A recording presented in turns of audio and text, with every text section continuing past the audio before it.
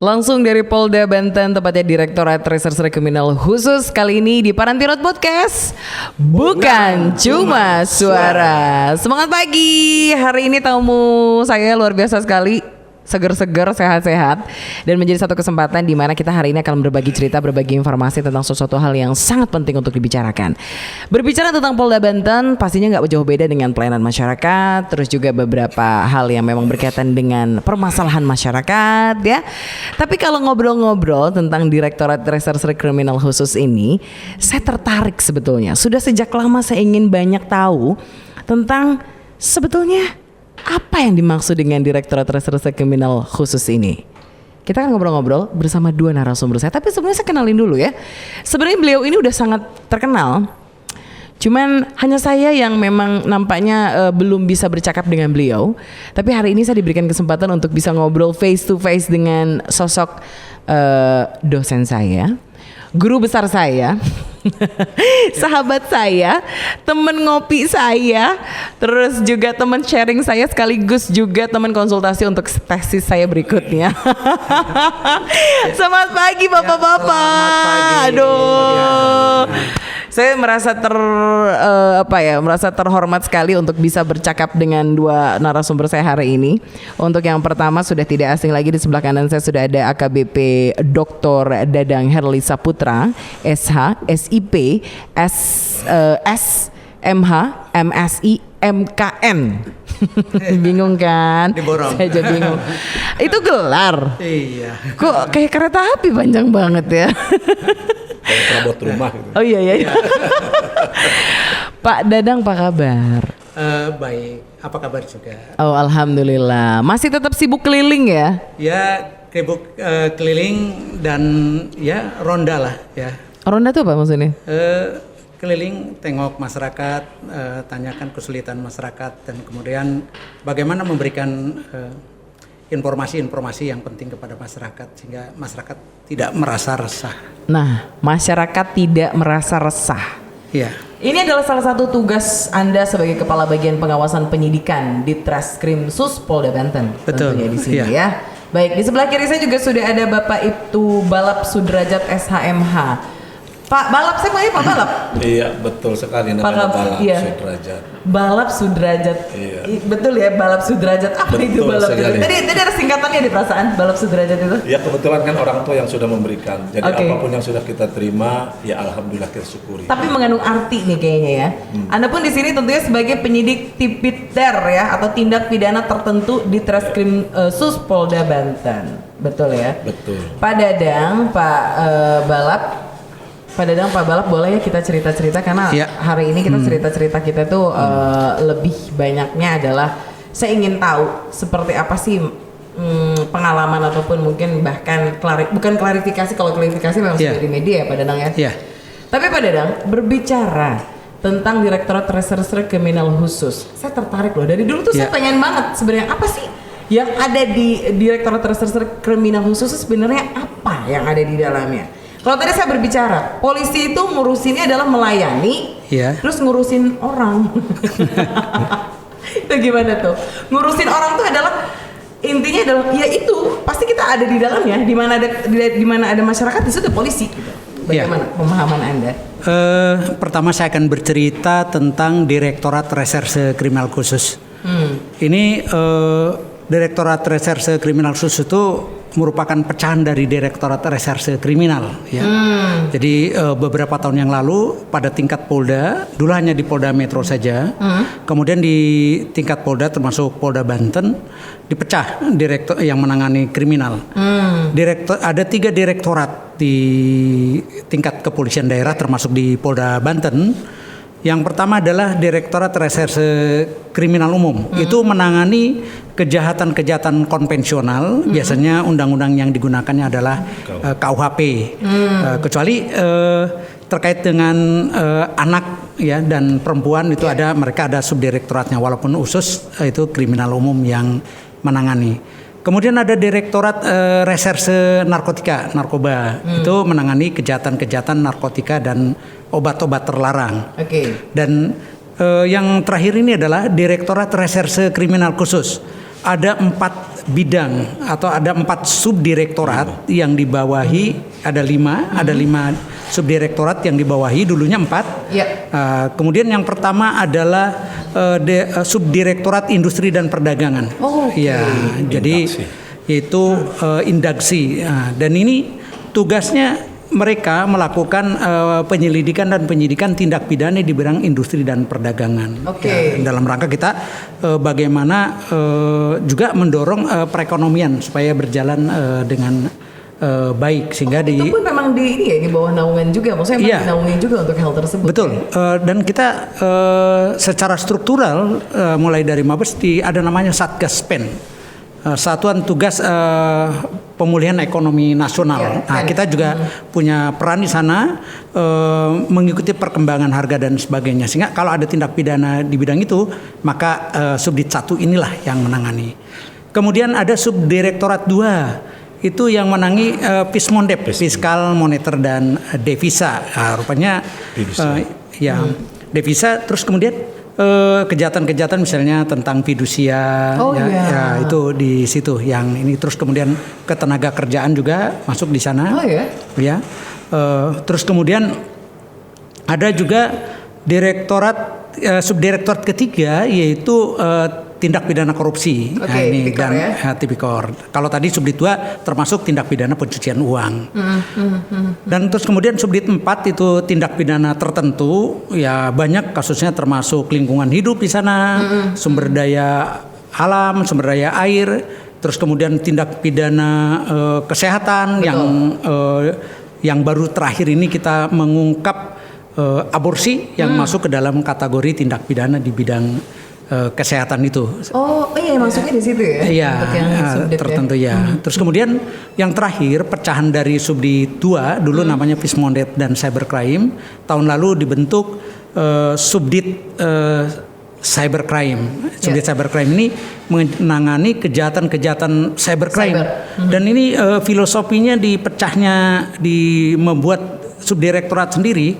Dulu pada saat tahun 2012 saya pernah jadi Kasubdit. Di cyber itu kejahatannya sedikit, cuma 1-2 aja.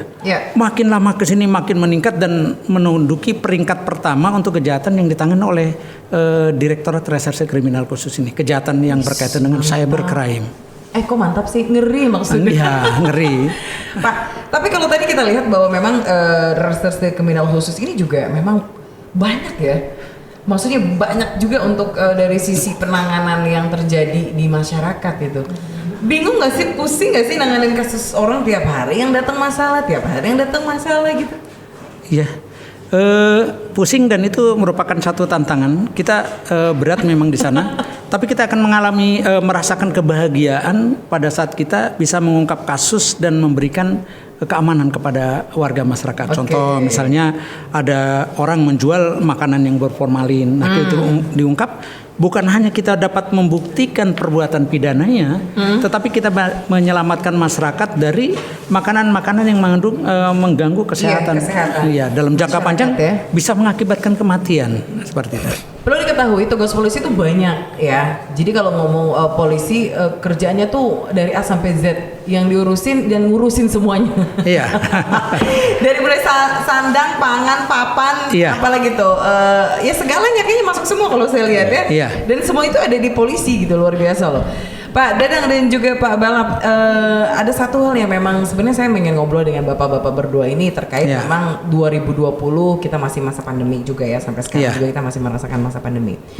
Ada hal yang menarik di mana Direktorat Reserse Kriminal Khusus ini sepanjang tahun 2020 ini banyak sekali kasus yang diungkap. Iya. Mungkin yang sekarang lagi viral banget itu terkait tentang kasus aborsi, ya toh. Terus juga kasus lagi cybercrime yang tadi Pak Danan juga sempat ngebahas tuh. Saya jadi tertarik bagaimana kalau kita angkat 1-2 tema ini yang memang masyarakat juga sebenarnya pengen tahu, kepo. Kita lagi ngobrolin apa sih podcast kali ini? Kita ngomongin tentang aborsi yang lagi viral saat ini. Tapi berkata tentang aborsi sendiri, sebenarnya memang kalimat aborsi kalau di bahasa kedokteran sendiri memang ada yang dilegalkan ya Pak ya. Dilegalkan dalam arti untuk kebutuhan medis. Tapi bagaimana ketika masyarakat menyalahgunakan satu hal, kewenangan tadi untuk penyalahgunaan aborsi untuk hal-hal yang di luar dari apa Pak? Iya, dari ketentuan. Iya. Seperti itu. Nah, tapi saya ingin berbicara tentang aborsi ini sendiri. Sebenarnya abortus ini sendiri di Indonesia, pertanyaan saya, aborsi ini di Indonesia itu seperti apa sih? Iya, aborsi itu atau abortus itu di Indonesia ini ada beberapa norma yang mengaturnya dilanggar. Artinya selain norma hukum pidana, ya ada di kita yang sebagian besar masyarakatnya beragama dan semua agama ini menyatakan bahwa aborsi itu sesuatu yang dilanggar dalam konteks aborsi yang tidak sesuai dengan ketentuan perundang-undangan di bidang kesehatan itu. Betul. Nah, kebetulan di sini saya juga ajak untuk ngobrol-ngobrol ini penyidik saya adalah kepala bagian pengawasan penyidikan yang mengawasi penyidikan pada semua subdirektorat pada Direktorat Reserse Kriminal Khusus, dan ini bersama saya juga ada penyidik senior yang kemarin berhasil ya, itu merupakan suatu apresiasi yang tinggi dari aborsi dan cukup fenomenal. Berawal dari sebuah kisah percintaan terus kemudian berakhir dengan sebuah pidana malapetaka dan seperti itu. Oke. Boleh ya saya cerita ya Pak Balap, ini menjadi hal yang menarik kalau tadi bilang berawal dari apa? Percintaan. Dari percintaan berakhir di penjara. Baik Pak Balap, satu hal yang memang menjadi pertanyaan saya ini yang terjadi di Kabupaten Pandeglang. Menjadi sorotan juga untuk Kabupaten Pandeglang untuk terkait kasus aborsi ini. Sebenarnya sudah lama kah atau memang kasus, maksudnya gini loh, baru diungkap ya, memang pada kenyataannya sudah berapa lama gitu loh proses untuk si klinik ini berjalan. Jadi barangkali saya menambahkan dulu apa yang tadi disampaikan terkait dengan masalah tugas polisi banyak sekali gitu ya.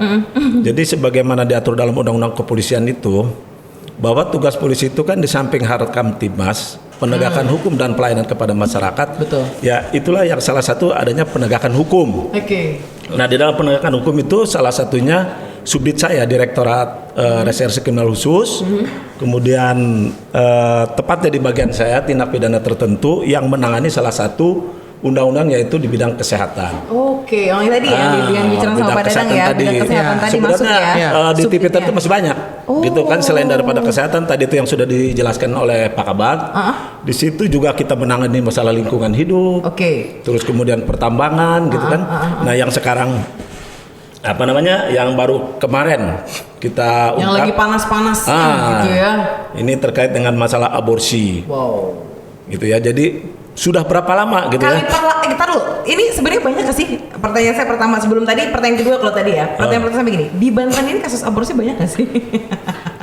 Untuk sementara yang kita ketahui ini baru satu ya. Mudah-mudahan tidak ada lagi gitu kan. Mudah-mudahan tidak ada kan. Terungkap gitu ya, keungkap gitu ya. Tapi kan yang terungkap satu ya. Yang terungkap satu. Tapi dari pengakuannya mungkin sudah beberapa kali, itu sudah berjalan berapa lama? Iya, gitu.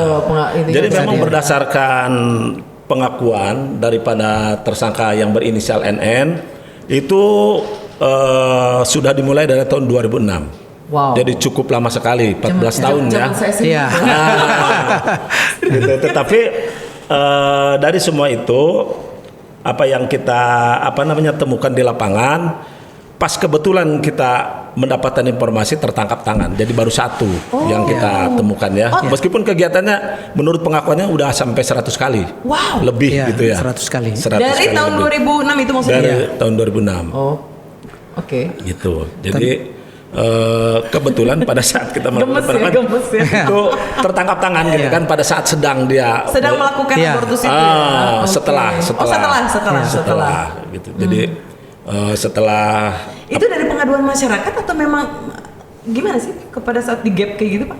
Kebetulan kita pas mau pulang kantor sekitar jam 14.30 ya, dapat informasi telepon melalui anggota saya, gitu kan, bahwa di Pandeglang itu ada yang mau aborsi.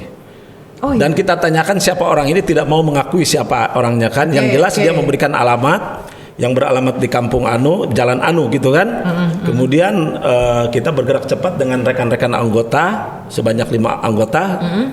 Dari sini ke Pandeglang dengan kecepatan lumayan, takut kita 200 takut kehilangan kan. Dan tepat di alamat yang ini kelihatan ada sepeda motor yang berboncengan antara laki-laki dengan perempuan. Kita kejar, tanya, ternyata mengakui habis aborsi. Oh, Mengakui gitu kan. On the spot gitu Pak, on the spot mengakui kalau iya memang saya habis aborsi gitu. Iya awalnya tidak cuma dengan kita bujuk rayu, kemudian kita ajak ngobrol. Tapi kan mungkin kelihatan gestur tubuhnya ya. Udah. Pertama yang kita curigai bukan gestur tubuh, kebetulan di celananya itu ada darah. Semakin curiga kita kan. Gitu. Oke. Oh gitu ya. Iya, awalnya itu. Oke, awalnya. Selanjutnya kita suruh putar balik mendatangi tempat kejadian itu. Suruh balik ke tempat klinik itu tadi. Sama kita dibawa ke tempat klinik tadi, kebetulan ketemu dengan bidan yang berinisial NN. Pada awalnya. Oh, jadi memang langsung ketemu dengan karena jaraknya tidak jauh dari keluar areal TKP itu, kita balik ke sana itu tidak jauh, paling berkisar 1 kilo kali kan, balik lagi ke situ. Kemudian kita tanya, awalnya juga tidak mengakui bahwa orang ini melakukan aborsi, hanya untuk kontrol kandungan. Yang kebetulan memang di sana itu kan tempat kontrol kandungan karena bidan kan? Karena bidan gitu kan. Itu setelah diinterogasi ternyata juga mengakui betul. Kita kan untuk menyelamatkan kandungannya pada awalnya kan, karena katanya terjadi di dalam itu terjadi plek atau apa kan keguguran, gitu kan. Keguguran, iya maksudnya spontan gitu ya. Sehingga untuk membantu kemudian dia dibuang. Dibersihkan gitu kan. Tapi kita kan tidak percaya seperti itu, kita juga bawa ke sini ke Polda untuk dimintai keterangan itu. Baik. Pak, itu untuk korbannya sendiri usia berapa? Kalau korbannya itu disebut korban juga enggak, pelaku juga ya kali ya. Iya, pelaku dan korban. Jadi double pelaku dan korban. Itu usia berapa? Enggak seusia saya kan? Tapi memang itu kan udah punya anak sih, udah punya anak 2 ya. Cuma memang janda beranak 2. Maksud saya tuh pelaku dan maksudnya gini. Jadi yang aborsinya gitu loh, Pak. Yang aborsinya pelaku juga. Iya, usia berapa? Usianya 23 tahun. Tapi sudah pernah menikah? Sudah pernah menikah, punya anak. Oh, saya pikir gadis. Bukan gadis. Ya, kalau lakinya memang bujang kan gitu kan. Berarti usia milenial ya Pak ya? Usia 20-an lah ya. Usia milenial betul. Usia produktif lah kan itu. Iya, usia produktif lah. Nah, maksud gini, berarti katakanlah memang di Banten ini yang baru terungkap ini memang baru dengan kejadian kemarin yang memang sampai menggembarkan nasional, ya Pak ya, menggembarkan dunia, maksudnya Indonesia lah dalam arti gitu. Nah, maksud saya gini, ketika si korban ini kegap gitu kan, hal yang memang dilakukan oleh Polda Banten sendiri adalah langsung menggiring ke mana? Ke Polda ya? Ke tempat kejadian perkara dulu. Bukan, maksud saya ketika setelah dimintai keterangan dan lain-lain. Ya, langsung dibawa ke Polda Banten. Selanjutnya itu proses hukumnya gimana Pak? Dari dari TKP kita bawa ke Polda, kemudian lakukan pemeriksaan, kemudian kita gelar perkara. Kebetulan pimpinan gelar perkara Pak Kabagwa Sidik ini kan memenuhi unsur pidananya, kemudian kita tingkatkan ke penyidikan. Dan alhamdulillah kita sudah bisa menetapkan 3 orang tersangka yang berinisial NN. Terus kemudian R dan yang satu lagi atas nama RS. Gitu berarti kan? Bidan dan perawat, asistennya? Ya, bidan, perawat itu asistennya ya. Nah, bagian aborsinya sendiri? Yang aborsi ya itu yang berinisial R itu. R itu. Baik. Ya, Pak Dadang, menanggapi satu kasus ini ketika Anda menggelar perkara. Ini adalah satu hal yang menarik. Yang ingin saya tanyakan, bisa menjadi pelaku, bisa menjadi korban. Maksudnya gimana? Bisa menjadi pelaku dan bisa menjadi korban? Kalau untuk bisa menjadi pelaku dan korban, terutama itu untuk kejahatan-kejahatan cybercrime. Jadi tadi itu juga termasuk kategori kejahatan masuk dalam lingkup rumpun kejahatan di bidang kesusilaan yang tadi yang ditangani oleh Pak Balap itu, tetapi diatur di dalam undang-undang kesehatan. Nah itu dia tidak berfungsi sebagai korban. Kenapa? Karena niat untuk melakukan aborsi itu bukan dari orang lain, tetapi atas keinginan dari si perempuan itu. Perempuan ya? Iya. Jadi kalau kecuali dia dipaksa oleh laki-lakinya, pasangannya untuk melakukan aborsi. Aborsi gitu ya? Iya, itu maka dia jadi korban. Tetapi pada saat dia jadi korban, dia juga jadi pelaku juga. Karena kalau tidak ada penolakan misalnya, ada terpaksa secara psikologis tapi kemudian dia tidak menolak, maka itu dia bisa menjadi pelaku. Yang dikatakan tadi, dia bisa menjadi korban, tetapi dia juga bisa menjadi pelaku. Tetapi kalau dia betul-betul sampai terakhir dipaksa, misalnya dikasih obat tanpa sepengetahuannya dan sebagainya, itu akan murni menjadi korban. Nah, terus kemudian tadi ada 100. Memang kita di sini ada pengakuan dari pelaku, itu bukan salah satu bukti utama untuk bisa mempertanggungjawabkan secara pidana dalam istilah hukum seseorang dibawa ke ranah pidana. 100 itu tentu saja akan menjadi penyelidikan baru bagi kita. Siapa saja yang 100 orang itu yang melakukan itu pada saat itu. Tetapi kemudian mungkin ada beberapa kendala karena kita sulit mencari bukti-bukti, kemudian nanti data-data, terus kemudian juga ada. Jadi soal yang 100 orang itu juga bisa diungkap juga ya? Kalau ada bukti-bukti kuat pernah terjadi dari catatan dan sebagainya, bisa saja. Tentu yang pertama yang tertangkap tangan itu akan menjadi penyelidikan baru. Kalau misalnya nanti ada petunjuk ke arah sana, didukung dengan 2 alat bukti sekurang-kurangnya, maka kita bisa juga 2 alat bukti ya? Ya, 2 alat bukti sekurang-kurangnya. Saya inget banget soalnya ya, 2 alat bukti ini udah cukup ya Pak ya? Iya. Oke, Pak, tapi ini menarik ya Pak Balap dan juga Pak Dadang, bahwa saya agak bingung faktor apa gitu yang menyebabkan mereka begitu leluasa, ya. Mereka begitu leluasa ketika katakanlah tadi mungkin dalam kurun waktu 2006 sampai dengan sekian masih tetap berlangsung suatu kegiatan ini. Karena mungkin masyarakat tahunya itu adalah yaitu tempat klinik, tempat berobat, tempat saya konsultasi kehamilan. Kira-kira apa sih Pak yang menjadikan tetap aman gitu sampai beberapa tahun seperti itu? Sebenarnya gini, peran serta masyarakat itu penting nggak sih untuk bisa melakukan? Peran serta masyarakat di sinilah bahwa setiap orang harus menjadi polisi bagi dirinya sendiri. Tapi saya nggak mau Pak, saya nggak enak, saya takut. Kalau ngelaporin saya nggak mau jadi saksi Pak. Gimana tuh?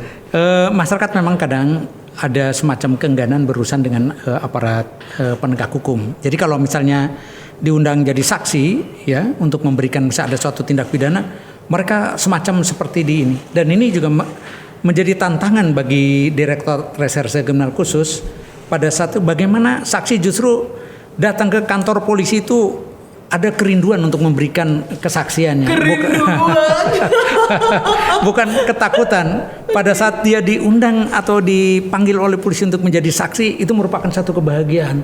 Saya diundang oleh polisi. Tapi saya bahagia loh diundang Anda ke sini. Oh iya. Di podcast saya sih bahagia sekali loh. Saya harapkan nanti saksi-saksi kita seperti adik yang cantik ini. Jadi ada kebahagiaan, ada ini kerinduan. Kenapa? Pada saat memberikan kesaksian, pada saat itu dia berkontribusi kepada terwujudnya tadi keadilan, kepastian hukum dan ketentraman masyarakat secara umum gitu. Dari berbagai macam kejahatan, termasuk tadi diantaranya kalau misalnya masyarakat memberikan informasi sejak awal kecurigaan-kecurigaan itu, tentu saja itu mungkin dari awal kita ini. Tetapi kita juga ada filosofi tidak ada kejahatan yang sempurna. Suatu saat kita akan pasti terungkap seperti itu. Pak Balap, tapi keterangan dari masyarakat Pak, maksudnya kok bisa mereka pun nggak menyangka atau mungkin sudah mencurigai sebelumnya? Jadi dari keterangannya. Apa yang tadi disampaikan itu bahwa masyarakat menjadi takut kalau lapor sama polisi atau ribet gitu ya. Gimana tuh? Jadi apa yang tadi saya sampaikan itu bahwa kita mendapatkan informasi lewat telepon seluler, yang mana kita sebenarnya tahu yang melaporkan itu, tapi siapapun yang nanya sama kita sampaikan bahwa dengan identitas yang yang tidak tahu kan gitu kan, yang tidak akan kita beritahukan. Jadi masyarakat tidak usah takut dan jadi tidak perlu takut kan gitu kan. Saya nggak akan diungkap, maksudnya saya nggak akan ini ya, nggak akan karena itu kan menyangkut pertama menyangkut keamanan dia sendiri ya. Sehingga siapapun yang nanya sama kita pasti kita mendapatkan informasi dari seseorang yang tidak mau disebutkan namanya. Nah kemudian bagaimana nanti kalau sampai di persidangan kan nanti akan kelihatan orangnya. Makanya kita akan diganti pelaporannya menjadi pelapornya anggota atau disebut laporan yang ditemukan oleh itu anggota sendiri gitu kan. Jadi untuk teknis menyembunyikan bagaimana si pelapor itu supaya aman gitu kan. Itu. Ada dilindungi oleh Undang-Undang Perlindungan Saksi dan Korban. Oh ada ya? Ya, ada. Dilindungi ya? Ya, korban itu sepanjang kita nanti bisa menemukan saksi lain atau alat bukti yang lain, maka saksi yang menurut kita perlu diamankan. Jangan sampai nanti dia menjadi saksi membantu polisi mengungkap sebuah kejahatan, tapi kemudian nanti dia akan menjadi dikucilkan dari lingkungannya, atau akan mendapatkan pembalasan dari pelaku. Sehingga kita di sini menggunakan alat bukti saksi-saksi yang lain seperti itu. Ya, kita pun memang memiliki hak untuk dilindungi ya secara hukum. Walaupun memang mungkin ya kita juga maksudnya bukan membela, memberikan satu kebenaran untuk mengungkap itu tadi kejahatan yang ada di daerah. Baik, Pak Balap, satu pertanyaan terakhir dan untuk Pak Balap sebelum kita beralih ke tema berikutnya, karena ini temanya menarik banget ya, dan saya ngejar banget nih tema ini. Pak Balap, untuk ancaman hukumannya bagi para pelaku ini? Kalau kita melihat dari pasal 194 dari Undang-Undang 36 2009 tentang kesehatan itu ancaman pidananya 10 tahun. 10 tahun? 10 tahun. Oke. Dan kemudian kita dilapis juga dengan Undang-Undang KUHP terkait dengan pasal 346-nya KUHP itu ancaman pidananya 4 tahun dan 5 tahun. 4 tahun dan 5 tahun. Iya. Jadi kalau pasal 346-nya 4 tahun, kalau 348-nya itu ancaman pidana 5 tahun. Tetapi kita mengedepankan di Undang-Undang Kesehatannya ancaman pidana yang 10 tahun. Yang 10 tahun ya, 10 tahunnya ya. Undang-undang Kesehatannya. Karena lex spesialis ini. Lex spesialis. Iya. Di masyarakat pasti banyak yang gemas gitu ya ketika tadi mendengar berapa Pak ancamannya 10 tahun. Oh iya baiklah gitu ya. 10 tahun aja nih Pak. Enggak gitu dong. Ya, tapi intinya adalah hukum itu apa sih Pak bahasa itu Pak? Filosofinya Pak, dosen saya yang tahu. Saya jadi malu kalau ngomong bahasa hukum. Apa ya? Sebagai warga negara Indonesia juga mungkin ya kadang nih Pak, boleh siapapun yang jawab. Kadang bagi pelaku pun ada pembelaannya gitu loh. Iya. Iya nggak sih? Bagi pelaku pun ada pembelaannya, di mana saya juga manusia nih, saya juga sebagai warga negara Indonesia ingin dibela secara keringanan hukumnya gitu loh. Perlu digarisbawahi di sini Pak Dadang, mungkin boleh Anda memberikan sedikit pandangan yang dimaksud dengan pembelaan hukum bagi para pelaku itu seperti apa sebetulnya? Iya. Ada azas di dalam hukum namanya ada azas praduga tak bersalah atau presumption of innocence. Jadi sebelum ada pengadilan yang memutuskan dia dianggap tidak bersalah. Sehingga di sini dalam penegakan hukum kita tidak boleh pokoknya kata penyidik. Tetapi bagaimana hak-hak dari tersangka tetap harus dilindungi atau dalam istilah hukum ya itu namanya Miranda Rule ya. Itu dari pasal 51 pada saat dia ini harus segera dilakukan pemeriksaan, apalagi ancaman hukumannya itu 10 tahun di atas 5 tahun itu penyidik harus itu pada saat pemeriksaan harus didampingi oleh penasihat hukum. Kalau dia tidak mampu mencari penasihat hukum, maka penyidik wajib mencarikan penasihat hukum ya yang ditanggung oleh negara. Ya, jadi tentu saja di sini adalah termasuk ini. Terus kemudian hak-hak yang lain, termasuk hak-hak privat untuk misalnya melaksanakan ibadah, makan dan kesehatan dan sebagainya itu ini.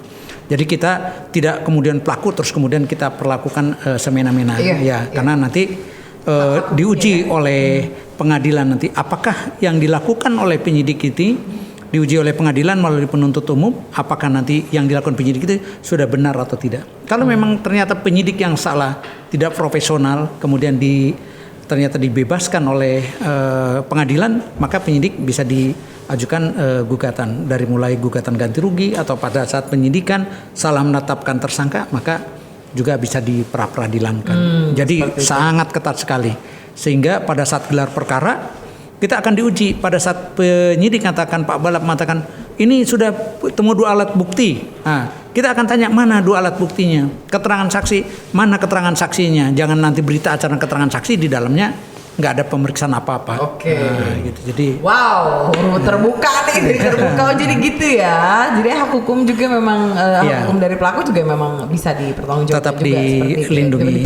Dilindungi maksudnya seperti itu. Baik, Pak Balap, intinya adalah untuk kasus yang aborsi di Pandeglang ini memang lagi mencuat, lagi hits banget, lagi viral banget. Tapi mungkin ini bisa mengedukasi masyarakat. Mungkin Anda ingin Anda sampaikan terkait tentang kasus yang ada di Pandeglang sebagai himbauan kepada masyarakat. Monggo. Ya, yang pertama kepada masyarakat harus selalu waspada. Yang tadi disampaikan oleh Pak Kabag itu, jadi harus menjadi polisi pada dirinya sendiri. Yang kedua, masyarakat juga tidak perlu takut ketika ada persoalan-persoalan di masyarakat gitu kan, untuk berani melaporkan kepada kepolisian, karena polisi pun menjamin keamanan untuk si pelapor gitu ya. Terus kemudian kepada tokoh masyarakat juga agar ikut membantu terkait dengan masalah persoalan-persoalan agama, sehingga agamanya kuat, insya Allah tidak akan terjadi aborsi atau hal-hal yang tidak diinginkan. Itu aja. Peran ulama sangat vital juga di dalam masalah-masalah seperti ini. Oh iya. Ya, ulama menangkap setannya, polisi menangkap pelakunya.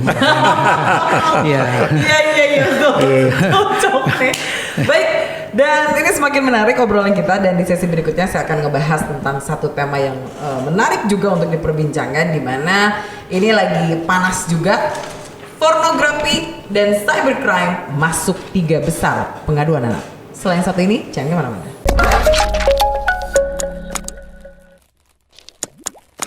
Kita tidak pernah menampik bahwa selama pandemi corona, anak-anak jadi lebih leluasa untuk mengakses internet. Selain untuk melihat kebutuhan sekolah online, tidak juga bisa dipungkiri kalau anak-anak juga mencuri-curi waktu untuk bisa melihat YouTube. Yang harus ekstra mengawasi adalah tentunya orang tua. Meskipun memberikan banyak manfaat, tapi akses internet yang terlalu luas dapat berdampak negatif yang mengundang cybercrime dan juga konten pornografi.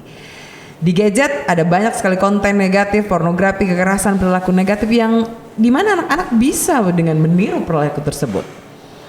Yes, dikatakan bahwa selama kurun waktu 2011 hingga 2019 pornografi cybercrime menempati peringkat ketiga kasus pengaduan anak, yakni sebanyak kurang lebih 3.922 kasus, dan terbanyak yaitu anak berhadapan hukum atau ABH sebanyak 12.367 kasus. Diikuti keluarga dan juga pengasuh alternatif sebanyak 7.047 kasus. Bicara kekerasan terhadap anak, dikatakan seperti gunung es. Saya juga ingin tahu apa yang dimaksud dengan kekerasan anak terhadap bicara kekerasan terhadap anak seperti gunung es. Materi untuk hari ini menarik sekali karena narasumber saya juga begitu sangat menjiwai sekali dengan cybercrime ini. Pak KBP Dedang, ini menjadi hal yang menarik bagi saya bahwa ibarat gunung es. Tadi dikatakan pornografi dan cybercrime masuk 3 besar pengaduan anak. Komentar Anda? Iya, kita masuk ke dalam era 4.0 ya. Kemudian kasus berkaitan dengan anak sebagai korban dan anak sebagai pelaku. Ada 2 direktorat yang menangani kejahatan yang berkaitan dengan anak.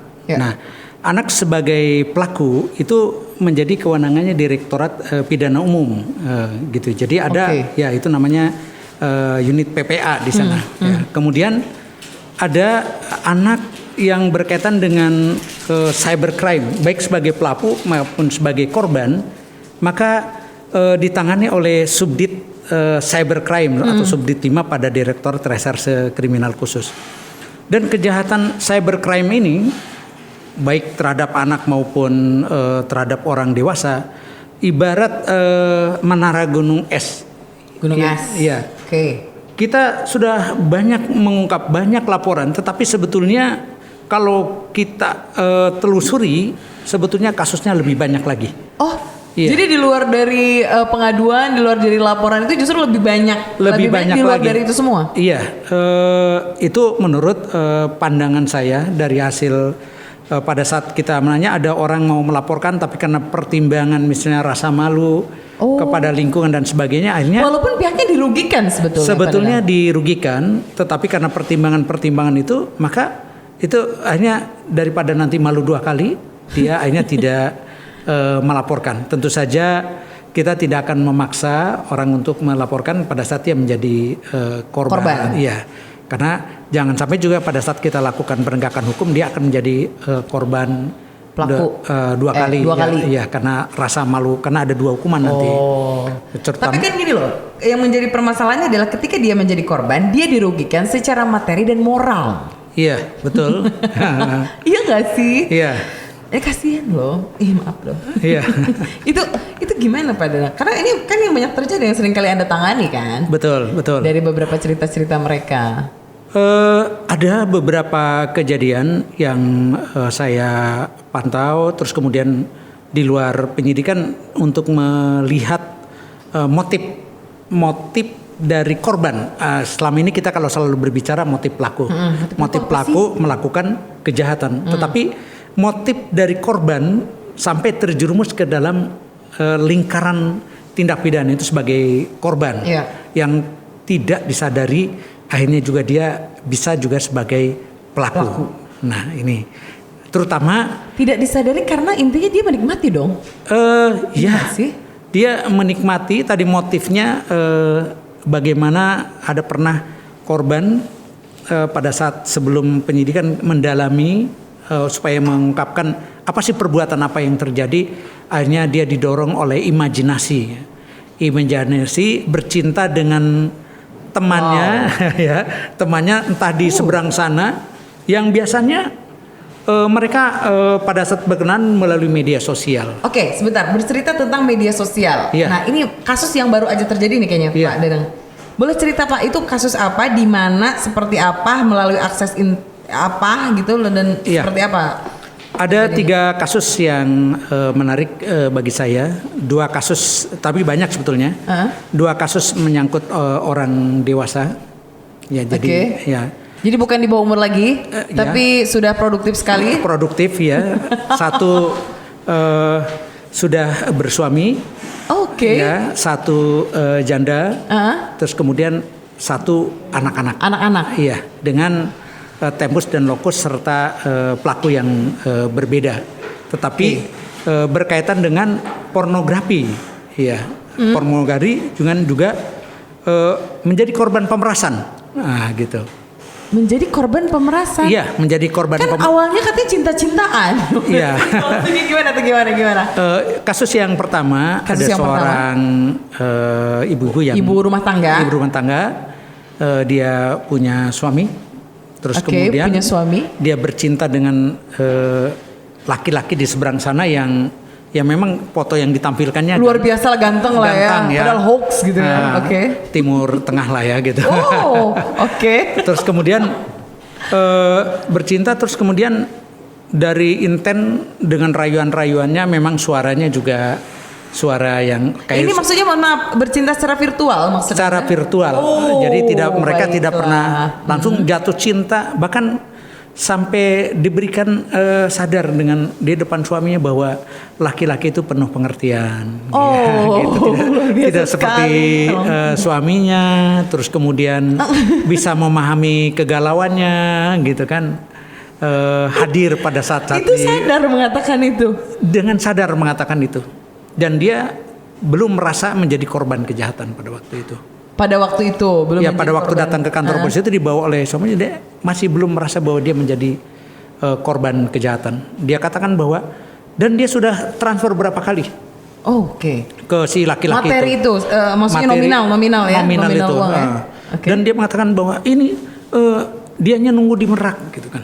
Di Merak gitu, bahwa laki-laki itu di Merak. Tapi kemudian begitu kita cek pos, ternyata nomornya berada di wilayah Bandung sana. Nah, berarti dia dibohongi. Dia datang ke Merak untuk menjemput dia gitu.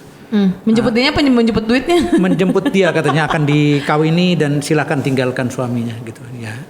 Nah, telah dilakukan ini pendalaman, ternyata dia juga pernah video call, dan pada saat video call itu dia membuka baju. Oke, sex porn lah ya. Ya, maksudnya sex porn, seperti ya. sex porn Terus ya. kemudian juga yang berikutnya juga ada juga dia seorang janda berkenalan dengan orang menggunakan foto polisi ya. Oke. Ya, Wow, polisi. polisi jadi ini ya.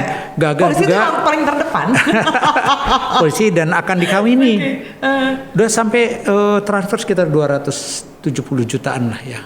Serius Pak, Iya. 270 jutaan. Iya, untuk modal Untuk ngapain? modal pacarnya itu untuk bisnis ya. ya. Cari duit enak banget. Iya. Gitu. Terus kemudian berhasil diungkap oleh kita ternyata di wilayah Sumatera, dan ditangkap oleh kita, ternyata dia berada di dalam penjara. Apa? Pelakunya berada di Pelakunya sedang dalam hukuman. dalam hukuman, dan anehnya memang kok dia bisa menggunakan handphone, handphone dan fasilitas media sosial. gadget. Nah, Yang pasti kan itu canggih banget, Mak. ya, itu berarti ini. Dan memang mereka juga kadang itu ada semacam kelompok-kelompok untuk melakukan kejahatan semacam itu. Dan yang terakhir yang kita ungkap adalah kasus yang korbannya adalah anak. Oke. Ya, jadi ini yang baru anget-angetnya nih. Ya, anget-angetnya anak. Jadi anak usia SMP. Ya, anak usia SMP berkenalan dengan Sekitar 14-15 tahun lah ya. ya sekitar itu. Terus kemudian dia berkenalan dengan cowok umur 22 tahun ya, di wilayah Lampung. Terus kenalan lewat Facebook, terus kemudian bertukar nomor, itu sekitar bulan Juli. Kemudian bulan Agustus dia mulai minta foto bugil. Ya. Toples. Dan sampai kemudian dia mengirimkan juga video, menunjukkan video dia lagi masturbasi. Iya. Si laki-laki ini masturbasi, dan saat masturbasi itu dia taruh di bawahnya itu pakaian-pakaian perempuan ya. Oke. Itu semacam untuk ya itu kayak semacam imajinasi ya. Imajinasi juga. Iya, dia memainkan imajinasi iya, ya. Gitu. Iya. Gitu. Jadi emang untuk laki-laki semacam ada gangguan itu. Gangguan kelainan seksual ya. Iya. Oke. Kejiwaan dan seksual. Dan tadi seperti yang dikatakan, kita harus lebih waspada. Ternyata si korbannya menikmati itu. Bahkan si korbannya jangan inilah kita langsung ketemu saja untuk langsung melakukan hubungan seks. Kata si korbannya. Kata si korbannya. Luar biasa. Ini kan mungkin juga anak-anak yang memiliki gadget, terus kemudian mereka berselancar di dunia maya tanpa pengawasan dari orang tua. Ini berpengaruh sangat ya Pak. Jadi maksud aku gini loh, peranan orang tua sendiri pada saat anak-anak kan memang kita nggak bisa tahu juga, apalagi kalau udah buka-buka YouTube gitu kan, buka-buka akses-akses, apalagi sekarang ada TikTok yang gitu-gitu lah ya, gitu kan, papa muda, itu kan kayak gerakan-gerakan kayak gitu udah mempengaruhi sekali gitu. Hati-hati kalau anak-anak kita buka internet ya ini, dan pintunya dikunci, itu juga harus waspada juga. Kalau dari ciri-cirinya itu Pak? Iya, ciri-ciri itu kalau salah satu. Ada sesuatu yang disembunyikan, bukan disembunyikan sih, lebih kepada dia mungkin ingin private gitu ya? Iya, private. Dia coba-coba itu masuk ke situs-situs porno gitu. Dan memang ada beberapa kasus. Saya pernah dulu ikut pendidikan cyber. Itu sudah bukan persoalan lokal lagi. Jadi kasus-kasus ada pedofil segala macam yang meminta anak-anak untuk mengirimkan fotonya dan sebagainya. Pernah ada kasus juga di Jakarta apa di Surabaya waktu itu, mengaku sebagai dokter kecantikan, dia perempuan, tapi kemudian dia memancing korbannya untuk konsultasi, nanti suruh foto bagian-bagian tertentunya dari ini, nah terus kemudian kirimkan, ternyata itu pelaku laki-laki, tapi dia seolah-olah dokternya wanita. Dari profil picture-nya gitu ya, seakan-akan dia perempuan. Pak gini, kalau tadi kasus untuk anak yang dikatakan dia sudah mengenal dunia cyber gitu kan, katakanlah. Nah ini yang menjadi permasalahan, kejahatannya ini tadi dikatakan ini kan kayak semacam dia diundang untuk berbuat, mohon maaf, asusila buat asusila. Nah selama ini, sejauh ini di Banten sendiri, ungkap kasus ini apakah memang sering banyak terjadi atau baru yang kemarin diungkap juga? beberapa tahun yang lalu kita juga sering mengungkap yang tadi Itu saya melaporkan atau gimana? melaporkan. Pengaduan kan pastinya kan? Pengaduan, tentu saja pengaduan. Dari pengaduan itu terus kemudian kita lakukan pengungkapan. Memang di sini untuk pengungkapan kejahatan-kejahatan cybercrime ini kita mengalami kendala. Apa kendalanya? Kendalanya kita tidak tahu siapa pelakunya. Karena yang ada itu ada akun, orang bisa berganti nomor dan sebagainya. Ya berganti nomor, terus kemudian Facebook kita tidak tahu siapa pemilik Facebook itu. WhatsApp, nah WhatsApp kan kadang-kadang tidak selalu kompatibel dengan nomor handphone. Oh iya betul. Jadi WhatsAppnya nomor berapa, terus kemudian handphonenya nomor yang lainnya, sehingga nomor WhatsApp itu tidak, nomor handphonenya ini. Itu juga mengalami kesulitan pada waktu kita melakukan penyelidikan. Tetapi kita juga sudah dibekali dengan beberapa peralatan yang ya cukup canggih untuk bisa mengungkap, menelusuri jejak digital dari pelaku itu. Jadi polisi itu sekarang kalau ngobrolinnya bukan ngobrolin mengungkap pelaku di darat aja ya? Iya. Gampangan mana di darat sama di dunia maya? Gampangan di darat ya. Dan kalau zaman dahulu kala ya, waktu saya pertama jadi polisi, kalau kita mengungkap kejahatan bisa datang ke dukun gitu, kira-kira rumahnya nomor berapa gitu kan. Tapi dengan perkembangan dunia maya ini, kita tanya kepada melakukan pengejaran terhadap jejak digital. Jadi penyelidikan ilmiah itu sangat penting sekali bagi kita pada saat sekarang ini ya tadi. Iya, karena kan tidak mudah mengejar, katanya Bapak katakan tadi, yang menjadi PR saya adalah ketika mengejar pelaku di dunia cyber. Iya. Karena kan jejak mereka juga agak sulit. Iya. Tapi dengan adanya alat canggih tersebut, kayaknya dengan mudah juga ya Pak ya. Paling lama mengungkap kasus berapa lama? Tergantung kasusnya. Ada yang sampai sekarang mungkin dari sejak laporan belum terungkap. Ada yang waktu sejak laporan kita dalam waktu 1 bulan udah kita bisa ungkap. Dan rata-rata pelakunya berada di luar Jawa. Oh iya gitu. Iya, ada di luar Jawa, artinya yang terakhir diungkap itu ada yang di Lampung, ada di wilayah lain lagi gitu, di wilayah-wilayah Sumatera dan di beberapa wilayah gitu, seperti itu. Tapi kita dengan alat yang sudah kita miliki, dulu hanya kita tergantung ke Mabes, sekarang di Polda sendiri sudah ada alat yang cukup membantu untuk memudahkan pengungkapan kasus-kasus cybercrime untuk mencari siapa pelakunya. Gitu ya, jejak digitalnya, terus kemudian nomornya menggunakan WiFi di mana, terus kemudian terhadap konten-konten yang sudah dihapus kita juga bisa ditimbulkan kembali. Oh gitu? Iya nanti. Wow, boleh dong. Kok gitu sih? Oke, Pak Dadang, tapi saya tertarik ketika tadi ada 2 pasang laki-laki dan wanita melakukan satu, ya itulah asusila ya. Tadi dikatakan bisa jadi pelaku, bisa jadi korban. Nah, maksud saya gini, ketika dua-duanya katakanlah memang mereka memang menginginkan lama tidak ada, jadi gini kayak semacam ya karena memang masalahnya kalau ada yang dirugikan pasti kan ada yang lapor. Iya. Tapi kan jarang-jarang juga nih ada yang lapor Olga. Jadi penyelesaiannya ya kadang mereka lebih kepada kayak bingung sendiri gitu loh Pak. Mau lapor tapi malu. Iya. Terus udah lapor tapi Pak maksudnya nggak kekejar nih si pelakunya gitu loh. Nah yang paling banyak ini sebetulnya korbannya ini laki-laki atau perempuan sih Pak kebanyakan? Yang paling banyak korbannya justru perempuan. Itu hampir 90% tuh korbannya perempuan. Dan maksudnya pemerasan apa penipuan? Pemerasan di sini mulanya bukan pemerasan justru. Mulanya mereka sama-sama melakukan kejahatan pornografi melalui dunia maya. Nah, itu ada diatur kan? Ada diatur di dalam pasal 27 ayat 1 Undang-Undang nomor 11 tahun 2008. Bunyinya adalah setiap orang yang mendistribusikan, mentransmisikan, membuat dapat diaksesnya informasi elektronik dan atau dokumen elektronik yang tadi foto-foto, gambar-gambar itu ya, yang bertentangan dengan pelanggaran kesusilaan.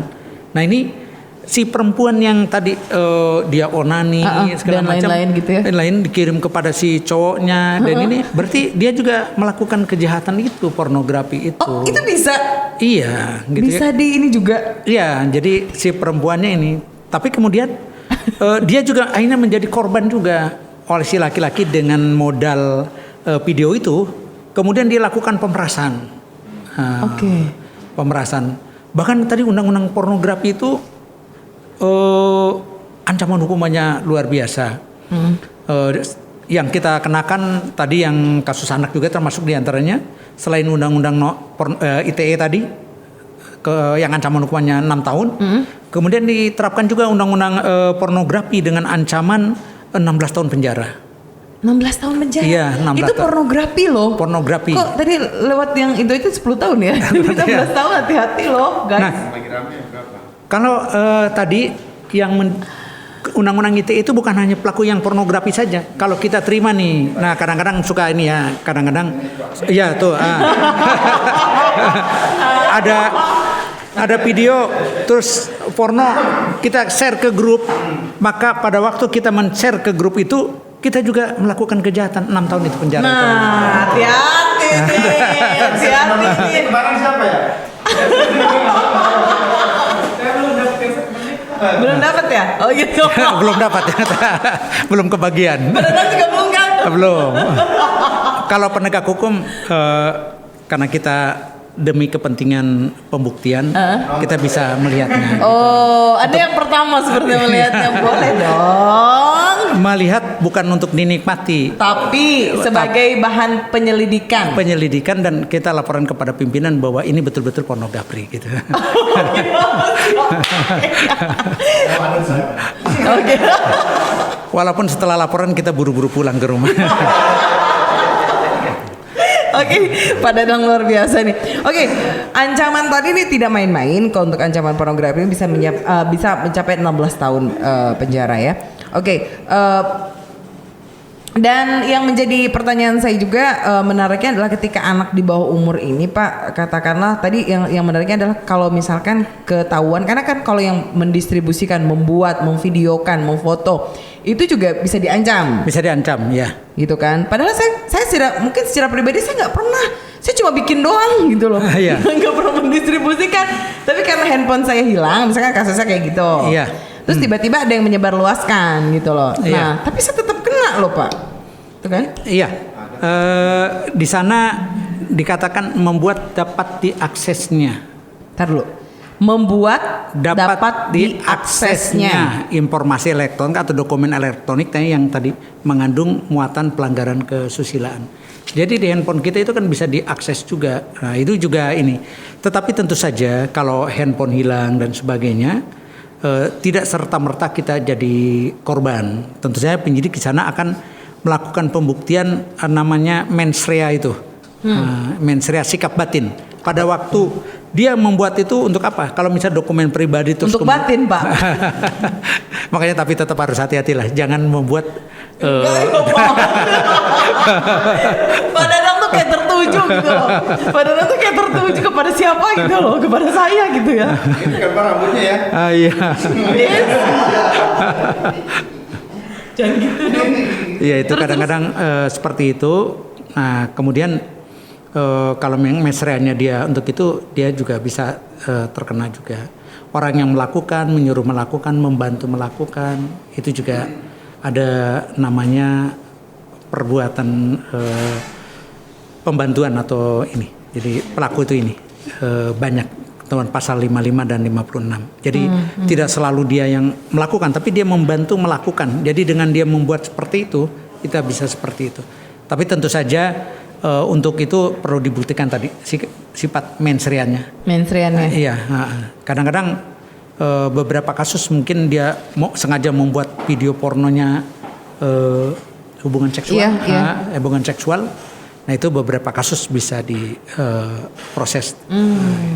Oke, ini luar biasa loh ya, karena memang saya baru kali ini ngobrol, beliau adalah seorang ahlinya di cybercrime yang dimana memang kejahatan cyber ini luar biasa, Pak. Dan kayaknya polisi mengejar-kejarannya di dunia maya aja gitu, nggak ketahuan ya, nggak kayak kita kejar-kejaran ke sawah gitu, ke hutan. Kalau dulu ada namanya patroli sepeda, patroli kendaraan bermotor, patroli mobil, sekarang ada namanya patroli cyber. Patroli cyber. Patroli cyber. Jadi kita melakukan patroli cyber, bahkan Humas juga ada patroli cyber juga dalam konteks media massa, dan kita Krimsus melakukan patroli cyber. Jadi patrolinya di kantor saja kita akan searching mana konten-konten yang mengandung kejahatan, penipuan dan sebagainya. Di internet ya? Di internet. Itu disisir, berarti disisir ya? Maksudnya Disisir. di ini ya, di apa? Ya, konten-konten pornografi dan sebagainya. Dan ini berarti terjadi pergeseran kepolisian yang dulu hanya kejahatan-kejahatan konvensional, nyolong kerbau, sapi dan sebagainya. Sekarang kejahatan banyak, kejahatan perbankan melalui internet banyak. Misalnya orang tidak perlu datang ke bank, tapi bagaimana dia melakukan pencurian terhadap keuangan di bank, ditransfer ke ini lain hanya dengan menggunakan di tempat saja. Iya, betul. Ya, kalau dulu datang ke bank, saya perampok, angkat tangan, serahkan uangnya. Kalau tidak saya tembak. Seperti itu datang perampok. Kok ada ya perampok kayak model Pak Darang ini nggak takut ya Pak? Oke. Jadi memang itu tadi ya yang saya menjadi pertanyaannya, Pak Danang, kalau menjadi seorang penyidik di cyber crime ini susah nggak sih? Maksudnya dengan dua alat bukti gitu loh. Kalau di cyber itu biasanya apa sih yang jadi dua alat buktinya? Kalau sama nggak pengertiannya? Agak berbeda. Agak berbeda. Nah, kalau kejahatan konvensional biasa itu kan hanya ada 5 alat bukti dalam pasal 184 tuh. Nah, terus kemudian keterangan saksi, keterangan petunjuk, surat, ya, keterangan terdakwa. Tapi dalam kejahatan cyber ada perluasan alat bukti. Jadi dikatakan di dalam pasal 5. Jadi informasi elektronik, dokumen elektronik atau hasil cetakannya itu merupakan alat bukti yang sah dan perluasan dari alat bukti yang sah dalam pasal 184 tambah 3 lagi. Maksudnya kalau kita lihat misalnya di handphonenya itu ada jejak digital, ya. Terus kemudian itu kita lakukan ke laboratorium forensik, kemudian kemudian nanti akan kita lakukan penyitaan itu. Oke. Jadi memang di sini oleh karena itu untuk penyidik-penyidik cyber ini harus melakukan pelatihan-pelatihan khusus. Jadi kayaknya ada pelatihan khusus juga ya, nggak sembarang untuk menjadi penyidik di cyber ya Pak ya. Harus betul-betul dilakukan pelatihan yang mempunyai kemampuan IT dan kemampuan hukum. Wah, kalau saya nggak masuk nih, kalau saya jadi penyidik cyber nggak masuk nih. Saya minta tolong lagi. Oke. Pak Danang, untuk karena waktu itu sudah sangat terbatas sekali nih, mungkin ada hal yang mungkin Anda ingin coba informasikan kepada masyarakat atau himbauan Anda kepada masyarakat, silakan. Himbauan saya kepada masyarakat, karena ini selalu terulang, hati-hati Anda berkenalan dengan laki-laki atau perempuan yang cantik atau yang ganteng di dunia maya, apalagi kalau sudah mau mengajak foto bugil dengan rayuan-rayuannya. Ingat, suatu saat foto dan video yang Anda lakukan melalui video call, melalui WA dan sebagainya, itu akan dijadikan alat untuk melakukan pemerasan. Sampaikan kepada yang lainnya. Terima kasih. Iya. Saya jadi terharu. Baik, Pak Danang, terima kasih banyak untuk hari ini, dan ini saya dapat ilmu yang luar biasa sekali bahwa pada intinya adalah sekarang itu bukan mulutmu harimaumu ya, tapi jarimu adalah harimaumu. Jadi hati-hatilah memainkan peranan Anda di dunia sosial, media sosial. Media sosial itu emang tidak se ekstrim ketika hal yang memang real terjadi, tapi dampaknya ini luar biasa, lebih-lebih dari kehidupan yang nyata ya Pak ya. Iya, betul. Maksudnya gitu ya. Dan hati-hati masalah fantasi, karena fantasi juga ini mempengaruhi kehidupan. Jadi berpotensilah sebaik-baiknya. Apa sih gue? Oke, AKBP Danang, terima kasih banyak untuk sore hari ini sudah berbagi cerita dengan saya. Tapi next time kita boleh ngobrol lagi. Oh iya, tentu saja dengan senang hati. Saya mengangkat tema lain deh untuk yang memang ini bikin gemes masyarakat juga gitu loh. Oke. Dan salam juga untuk Pak Dir untuk hari ini. Ya karena beliau. Salam juga dari Pak Dir untuk kru semua dan untuk rekan-rekan semua, dan salam hormat ya untuk para yang melihat nanti tayangan kita. Betul. Siap. Boleh berkomentar juga, tapi komentarnya yang halus ya, yang tipis-tipis loh sama YouTube kita. Oke. Terima kasih sekali lagi untuk AKBP Dr. Dadang Herli Saputra yang sudah menemani saya hari ini di podcast Bukan Cuma Suara. Terima kasih banyak langsung dari Direktorat Reserse Kriminal Khusus Polda Banten, saya Jung Olga dan juga AKBP Dadang. Ucapkan terima kasih banyak. Wassalamualaikum warahmatullahi wabarakatuh. Bye bye.